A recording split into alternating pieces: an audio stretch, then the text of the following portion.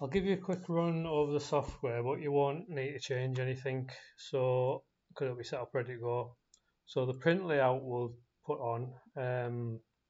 What you'll be able to do is just, sorry, I clicked that too fast. You can get to it from two ways. So you can click on Advanced Settings and then Edit Layout, or you can just click Print Layout there. It looks slightly different on yours, but the way we'll set it up is you'll be able to edit the captions.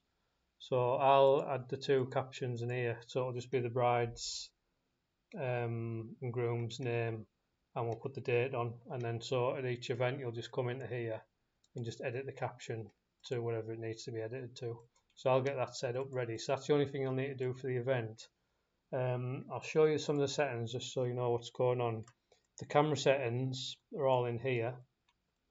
Yours will all be set and they'll be similar to this.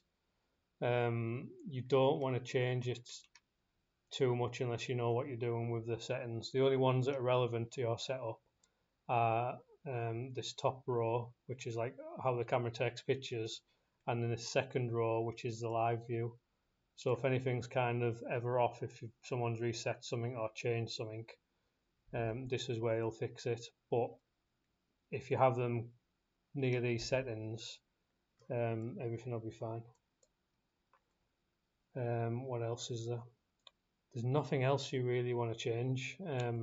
This shows where all the files are, so if someone does want to get clever and start changing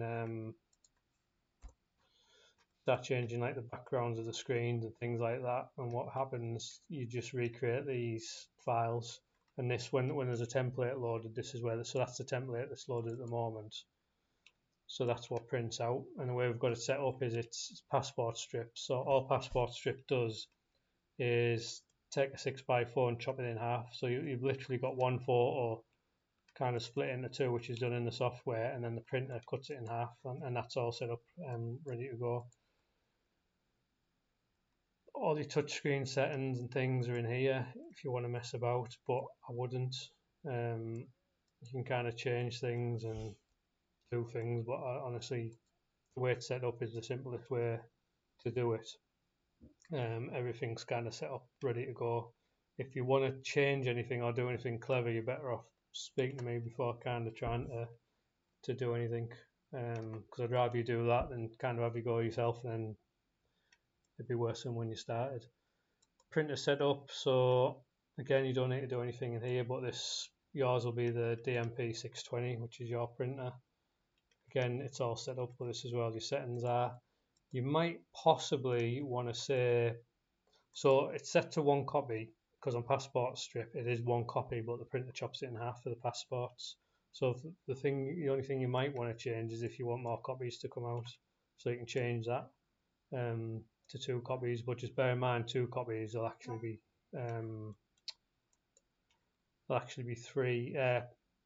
4 passports, because it's 2 copies chopped in half. Or these at the top, this is your delays and things. Again, there's no need to mess on with it unless you want it faster or slower, but yeah, it doesn't matter how fast or slow you do it, people still won't be ready. You can give them like 2 minutes and they'll still not be ready for the camera, so I'll just keep it as it is. But if you want to change it, that's where your settings are at the top. There's nothing else that you want to touch. Yeah, it's set up so it does colour and black and white anyway. But yeah, that's it. There's nothing else, nothing in this part you want to touch, because all the camera settings, no matter what's on the camera or what's on this left hand side, it's this that the camera takes notice of. So as long as this is right, so if the pictures ever go too bright, too dark or whatever, first place to check is there. But I've had this set up for years on photo booths, and they never change unless someone goes in and starts tinkering. Well, I think that's it. The main thing is, when I showed you on the other video, just make sure it's connected at the top. If it's not, switch the camera off and on and reload the software, and it should connect up as long as your cables are connected.